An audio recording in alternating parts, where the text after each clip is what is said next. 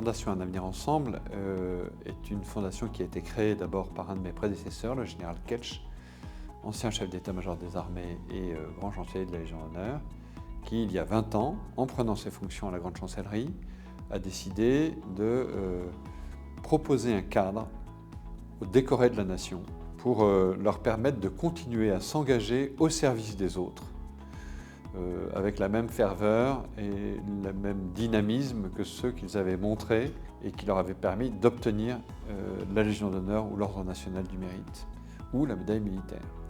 Et le cadre était celui de cette fondation, au sein de laquelle il est question d'aller servir la jeunesse et en particulier de s'engager au profit des jeunes gens issus de milieux défavorisés pour leur permettre de briser le plafond de verre de la contrainte sociale, de la contrainte de milieu et d'accéder par le biais d'études supérieures ou d'études longues à des niveaux importants dans la société. Et donc cette fondation Un Avenir Ensemble oriente cette action des décorés de la nation au profit de la jeunesse et de la jeunesse défavorisée.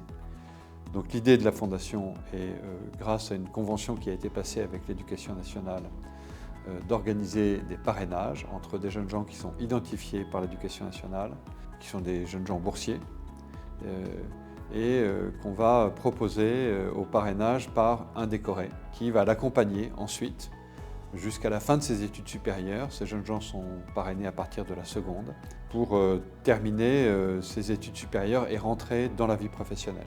Il s'agit donc vraiment, encore une fois, d'une fondation qui est orientée bien sûr vers la jeunesse, mais qui est aussi orientée vers les décorés. Ce n'est pas une fin en soi, la décoration n'est pas un coup d'arrêt, elle est au contraire un encouragement à continuer à vous engager. Et bien sûr, le général Ketch avait pensé à faire s'engager des gens qui avaient un certain âge et donc les faire s'engager au profit de la jeunesse.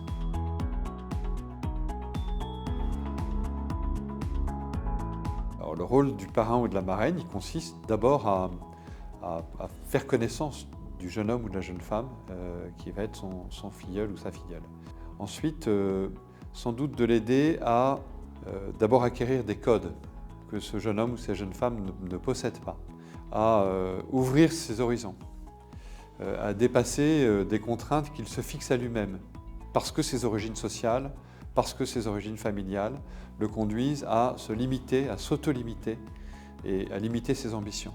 Et donc ce que va faire le parrain, c'est ouvrir cet horizon, le faire accéder à un niveau culturel différent, à des préoccupations différentes, et l'aider à définir un projet qui lui permettra précisément, encore une fois, de casser ce plafond de verre qui limite trop souvent nos jeunes gens dans leurs ambitions.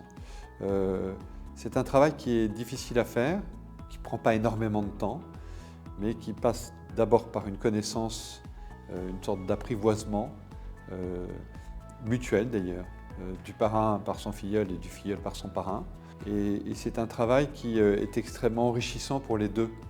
Et tous les témoignages que j'ai des gens qui ont été parrains ou des gens qui ont été filleuls, c'est un témoignage d'un enrichissement considérable.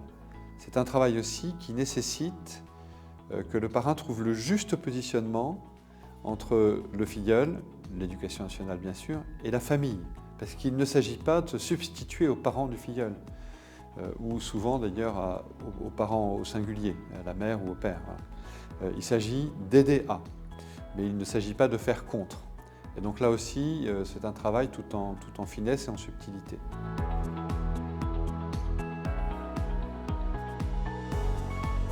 Engagez-vous, continuez à vous engager.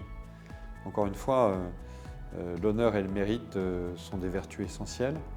Au passage, je rappelle d'ailleurs qu'on attend aussi des médayers militaires qui s'engagent dans la Fondation, comme bénévoles ou alors comme parrains et marraines. Leur dire que ce que leur a apporté comme reconnaissance la République n'est d'abord qu'un encouragement à continuer à servir. Voilà. Parce que c'est dans le service qu'on trouve la joie.